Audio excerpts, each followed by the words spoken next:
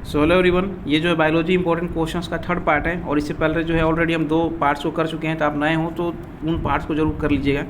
तो चलिए question number 1 को देखते हैं। क्वेश्चन नंबर 1 है यहाँ पे, विच of the following statement is not correct regarding Krebs cycle. बोल रहा है कि क्रेब साइकिल के रिगार्डिंग जो है कौन सा स्टेटमेंट जो है सही नहीं है। तो देखिए पहला ऑप्शन से यहाँ पे it occurs in the power house of cell, ये तो सही है। नेक्स्ट है oxygen is required to maintain the continuity of the process, तो ये भी सही है कि ऑक्सीजन चाहिए प्रोसेस को चालू रखने के लिए। नेक्स्ट है the acceptor molecule of for acetyl कोई enzyme A in cycle is 6 carbon molecule, तो ये तो गलत है कि 6 कार्बन मॉलिक्यूल नहीं होता है एसिटाइल को एंजाइम ए।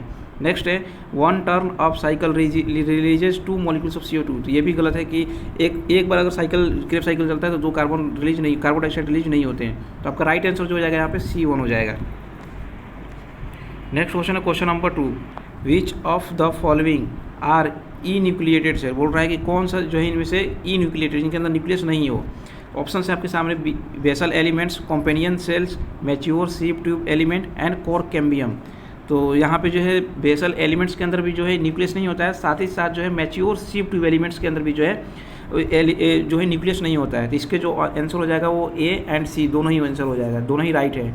तो vessel elements and mature sieve tube elements के अंदर जो न्यूक्लियस नहीं होता है।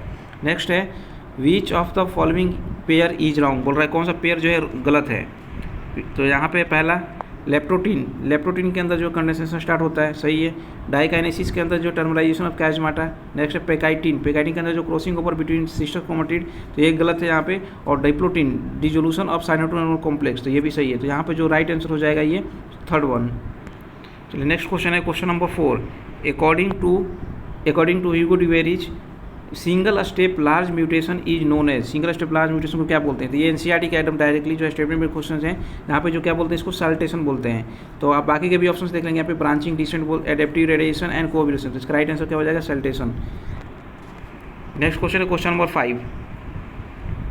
क्वेश्चन नंबर 5 है when female gametophyte is directly formed from any cell of sporophyte without meiosis is called. बोल रहा है कि यदि फीमेल गैमेटोफाइट जो है डायरेक्टली किसी भी सेल से बन जाता है स्पोरोफाइट के विदाउट म्यूसिस, बिना म्यूसिस के, तो उसको हम क्या बोलते हैं।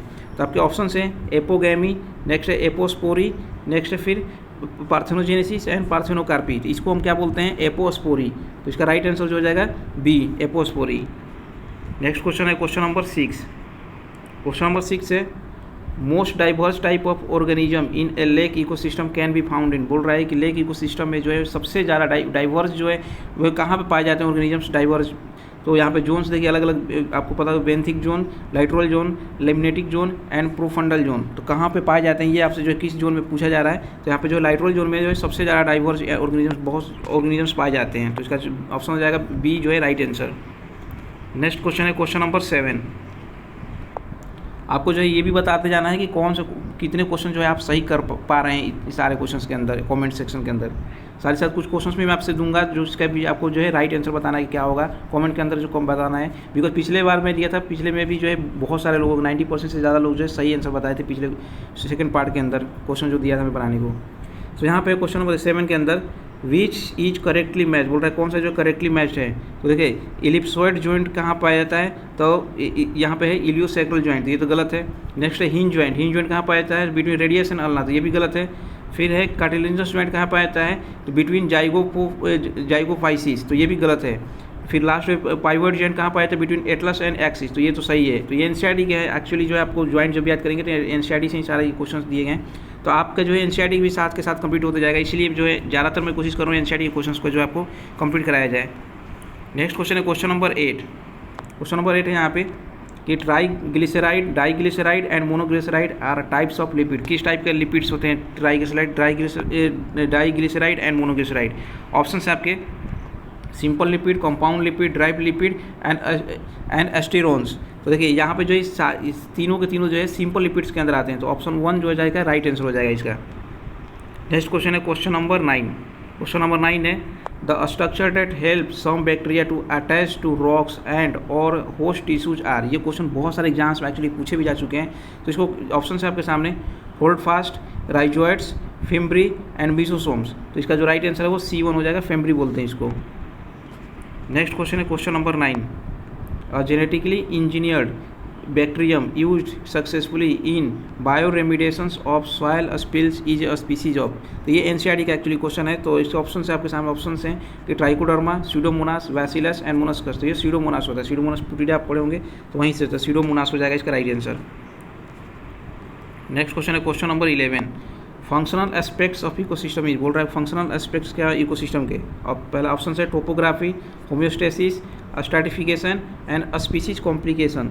इसका जो है क्या राइट आंसर होगा। एक्चुअली जो ये एनसीईआरटी के क्वेश्चन है तो इसलिए मैं जो है एनसीईआरटी में बाकायदा दिया भी गया है कि फंक्शनल एस्पेक्ट्स क्या होता है इकोसिस्टम का।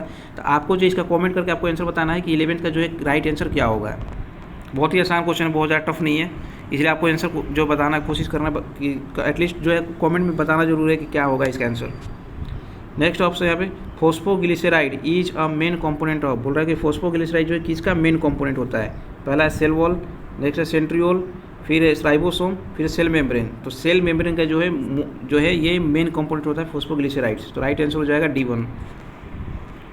नेक्स्ट क्वेश्चन है क्वेश्चन नंबर 13 है गैप जंक्शन। बोल रहा है गैप जंक्शन एक्चुअली क्या चीज़ क्या फंक्शन करता है। तो इसके ऑप्शंस आपके सामने ऑप्शंस हैं, देखिए options help to stop substances, helps to stop substances from leaking across a tissue. पहला हो गया ये। फिर नेक्स्ट है perform cementing to keep neighbouring cells together. Option C है provide stretchability to the epithelium and D option है facilitate the cells to communicate with each other by connecting the cytoplasm of the adjoining cell. तो right answer जो है D आपका है कि ये जो है फैसिलिटेट करता है सेल्स को कम्युनिकेट करने के एक्चुअली जो है सामान को मतलब एक सेल से दूसरे सेल के अंदर जो है भेजने में साइटोप्लाज्म की मदद से। तो इसका जो राइट आंसर हो जाएगा D1 हो जाएगा। नेक्स्ट क्वेश्चन है क्वेश्चन नंबर 14। क्वेश्चन नंबर 14 है यहाँ पे pick up the wrong statement. बोल रहा है कि रॉन्ग स्टेटमेंट आपको बताना है कौन सा जो है स्टेटमेंट यहाँ पे रॉन्ग है। तो क्वेश्चन यहाँ पे ऑप्शन है nuclear membrane is present in Monera. तो यही सबसे पहला तो गलत हो जाएगा कि मोनेरा के अंदर जो न्यूक्लियर मेम्ब्रेन नहीं पाया जाता, प्रोकैरियोट्स के अंदर जो न्यूक्लियर मेम्ब्रेन नहीं पाए जाते हैं। तो ऑप्शन वैसे तो यही आपका सही हो जाएगा यहाँ पे। नेक्स्ट ऑप्शन देख लेते हैं cell wall is absent in members of animal. तो ये गलत है। फिर है प्रोटिस्टा है photosynthetic and heterotrophic mode of nutrition. तो ये भी गलत है। और फिर यहाँ पे सॉरी यहाँ पे जो है ये प्रोटिस्टा है photosynthetic and heterotrophic mode of nutrition. तो ये भी सही है। और सेल वाल जो था यहाँ पे ये एक्चुअली सही है। यहाँ पे जो पूछ रहा था कि रॉन्ग स्टेटमेंट कौन सा है, इसके रिगार्डिंग से गलती हो गया था। And some fungi are edible. तो सम फंजाई कुछ फंजाई को हम खा भी सकते थे। ये तीनों ही स्टेटमेंट जो सही है, ये स्टेटमेंट पहला जो गलत है। और यहाँ पे जो है आपसे पूछा था कि स्टेटमेंट कौन सा गलत है, तो पहला जो है यहाँ पे जो ऑप्शन सही हो जाएगा बिकॉज मेम्ब्रेन नहीं पाए जाते हैं मोनेरा के अंदर या फिर प्रोकैरियोट्स के अंदर। नेक्स्ट क्वेश्चन है क्वेश्चन नंबर 15। क्वेश्चन नंबर 15 है which of the following cell lacks rubisco enzyme. Rubisco enzyme किसके अंदर जो है नहीं पाया जाता है। तो देखिए यहाँ पे जो मेसोफिल सेल्स के अंदर नहीं पाए जाते हैं, आपको पता भी होगा C4 प्लांट्स के अंदर। तो ऑप्शन है आपके सामने, ऑप्शन है mesophyll cells of CAM plant. ये तो गलत है। फिर bundle sheath cells of C4 plant, इसके अंदर भी तो इसको पाए जाते हैं, बंडल सिथ सेल के अंदर एक्चुअली पाए जाते हैं C4 में। ऑप्शन यहाँ पे देखिए ऑप्शन है फिर mesophyll cells of C3 plant. ये भी गलत है बिकॉज मीजोफिल सेल्स में पाए जाते हैं C3 में। And mesophyll cells of C4 plant, तो C4 प्लांट्स के जो है मीजोफिल में नहीं पाए जाते हैं बल्कि बंडल सिथ सेल में पाए जाते हैं। तो इसका यही ऑप्शन जो है राइट हो जाएगा कि यहाँ पे जो है मीजोफिल सेल्स में नहीं पाए जाते हैं C4 प्लांट्स के। नेक्स्ट क्वेश्चन है क्वेश्चन नंबर 16। क्वेश्चन नंबर 16 है axile placentation is found in. तो एक्साइल प्लासेंटेशन जो है किसके अंदर पाया जाता है। तो देखिए टोमेटो एंड लेमन के अंदर पाया जाता है। तो इसका ऑप्शन जो है B1 जो है राइट हो जाएगा कि टोमेटो एंड लेमन। बाकी का ऑप्शन आप देखेंगे टोमेटो एंड डायंथस है तो ये गलत हो जाएगा। मस्टर्ड एंड पाइमोस ये भी गलत है। पी एंड टोमेटो तो यहाँ पे पी के अंदर नहीं पाया जाता है तो ये भी गलत हो जाएगा। तो ऑप्शन B जो है इसका राइट हो जाएगा। एक्चुअली मैं ज़्यादा एक्सप्लेन नहीं करूँ बिकॉज इससे वीडियो जो है लंबा हो जाएगा, आप लोग भी जो स्किप करना है फिर स्किप करने लगते हो या फिर बोर फील करना लगता है, इसीलिए मैं ज़्यादा एक्सप्लेन नहीं करूँ, फिर डायरेक्टली आंसर बता देता हूँ। नेक्स्ट क्वेश्चन है यहाँ पे question number 17। All of the following drug quickly reduces symptoms of allergy except. बोल रहा है कि सारे ड्रग्स जो हैं रिड्यूस कर देते हैं सिम्टम्स को, एलर्जी के सिम्टम्स को, एक्सेप्ट किसको। तो यहाँ पे जो है एंटीहिस्टामेटिक्स, एड्रेलिन, स्टेरॉइड्स एंड सेरोटोनिन। तो सेरोटोनिन जो है एक्चुअली जो है ये रिड्यूस नहीं करता है सिम्टम्स को। तो यहाँ पर राइट आंसर जो हो जाएगा सेरोटोनिन हो जाएगा। नेक्स्ट क्वेश्चन है क्वेश्चन नंबर 18। क्वेश्चन नंबर 18 है यहाँ पे, a bio active molecule produced by the yeast Monascus purpureus. तो ये एकदम एनसीईआरटी का क्वेश्चन है कि मोनेस्कस पोर्फिरियस ईस्ट द्वारा जो है कौन सा प्रोड्यूस किया जाता है। तो यहाँ पे ऑप्शन देखिए, Trichoderma, cyclosporin A, statins and streptokinase. तो ऑप्शन से इसके आपको हो गया। फिर यहाँ पे राइट आंसर जो है एस्टेटिन बनते हैं। आप एनसीईआरटी पढ़े होंगे तो आपको वहाँ पर दिखे यहाँ पर जो है डायरेक्टली दिया भी गया है, तो आप डायरेक्टली ये सब चीज़ें याद रखेंगे। नेक्स्ट क्वेश्चन है question number 19, which of the following statement is correct. बोल रहा है कौन सा स्टेटमेंट जो है करेक्ट है। तो देखिए पहला है मोनोकोट रूट्स आर पोलीआर्क। तो ये तो सही है कि मोनोकोट के रूट्स जो होते हैं पोलीआर्क होते हैं। नेक्स्ट है vessels are generally present in gymnosperm. तो ये गलत है कि केवल जिम्नोस्पर्म के अंदर जनरली बोल रहा है कि जिम्नोस्पर्म के अंदर पाए जाते नहीं, तो एंजियोस्पर्म के अंदर पाए जाते हैं ये। नेक्स्ट है कि periderm includes cork and secondary phloem. तो ये भी गलत है कि इस पेरिडर्म के अंदर कॉर्क एंड सेकेंडरी फ्लोएम नहीं पाए जाते हैं। नेक्स्ट है यहाँ पे बार की जो टेक्निकल टर्म। तो ये भी जो है गलत है कि बार की जो टेक्निकल टर्म। तो ऑप्शन से यहाँ पे जो है पहला जो था यहाँ पे यही सही है कि मोनोकोट रूट्स के अंदर जो है तो वो पोलीआर्क होते हैं। तो ऑप्शन जो फर्स्ट है ये राइट हो जाएगा। नेक्स्ट क्वेश्चन है क्वेश्चन नंबर 20। क्वेश्चन नंबर 20 है यहाँ पे, trees less biomes are. Treeless biomes को हम क्या बोलते हैं, ठीक। तो ऑप्शन से आपके desert and taiga biomes. Next है tropical forest and tundra. C है tundra and taiga and tundra biome. तो टुंड्रा बोलते हैं, आपको एनसीईआरटी के अंदर ये दिया गया है। तो इसका जो राइट आंसर हो जाएगा सी टुंड्रा। नेक्स्ट क्वेश्चन है 21।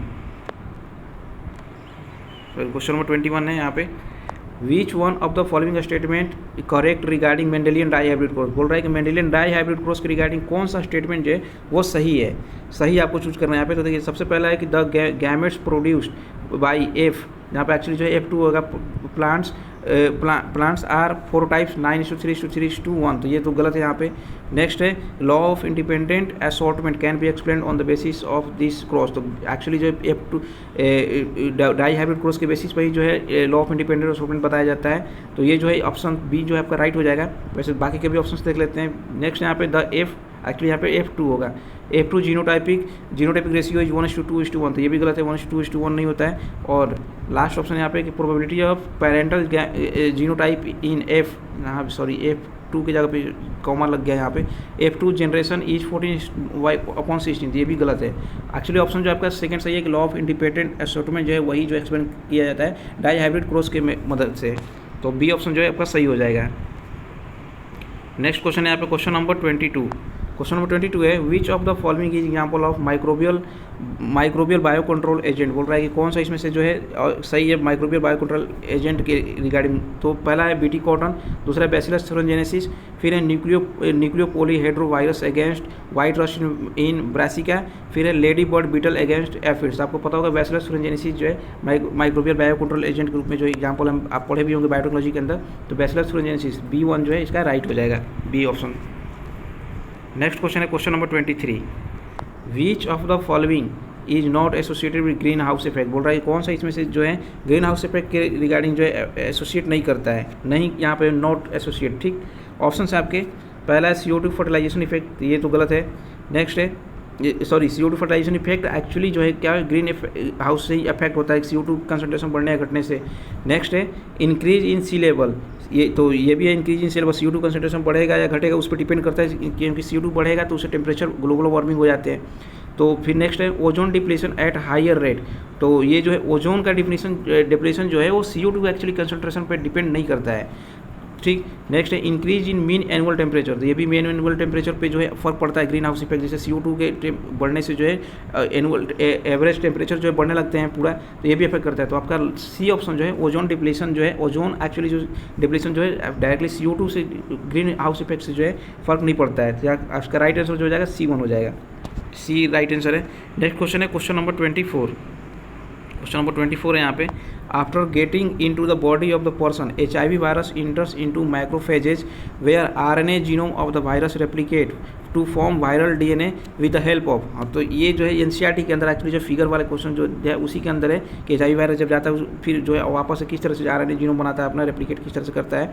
तो इसके ऑप्शंस पहले देख लेते हैं। ऑप्शंस क्या क्या हैं, DNA polymerase, transcriptase, reverse transcriptase and protease. तो रिवर्स ट्रांसक्रिप्टेज आप जब पढ़ रहे होंगे तो वहाँ पे जो फिगर बनाया, फिगर वाले क्वेश्चन यहाँ पे ये जो ग्राफ वाला क्वेश्चन टाइप का है उसके अंदर जो रिवर्स ट्रांसक्रिप्टेज भी जो है एंजाइम दिया गया है, तो ये वहीं से क्वेश्चन जो है इसको बनाया गया था रिवर्स ट्रांसक्रिप्टेज, जो इसका राइट आंसर हो जाएगा C। Question number 25, there will be no bar body in female suffering from. तो बोल रहा है कि बार बॉडी जो है किसके अंदर नहीं होगा, जो कौन से मतलब बीमारी होगा। तो ये जो है बहुत ही सिंपल क्वेश्चन है और बहुत सारे एग्जाम में एक्चुअली पूछे जा चुके हैं। तो इसका जो आपको राइट आंसर बताना है वैसे ऑप्शन इसके हैं Down syndrome, phenylketonuria, colour blindness and Turner syndrome. तो आपके जो है क्या इसका राइट आंसर होगा, आपको ये जो है क्वेश्चन का बताना है कि इसके जो है राइट आंसर क्या होगा। बहुत ही सिंपल क्वेश्चन है वैसे, तो आपको जो है इसके कॉमेंट सेक्शन में आपको बताना है कि क्या होगा। नेक्स्ट क्वेश्चन है क्वेश्चन नंबर यहाँ पे 26, partial pressure of oxygen in alveolar air, atmospheric air and tissue are respectively. तो इसका जो है इसका भी आंसर जो आपको बताना है, बिकॉज ये सब जो है याद करने वाली चीज़ें हैं और एक्चुअली एनसीईआरटी के अंदर दिया गया है। तो इसलिए मैं चाहता हूँ, पिछले वीडियो में भी मैं इस तरह का क्वेश्चन दिया था, इस वीडियो में इसलिए वापस से दिया हूँ कि आपको जो ये सब चीज़ें टर्म्स वाले जो चीज़ें ये सब याद हो जाने चाहिए एनसीईआरटी के जो भी हैं, बिकॉज ये सब करने से, यहाँ क्वेश्चन करने से कोई फर्क नहीं पड़ेगा, बल्कि आपको याद होना चाहिए ये सब चीज़ें।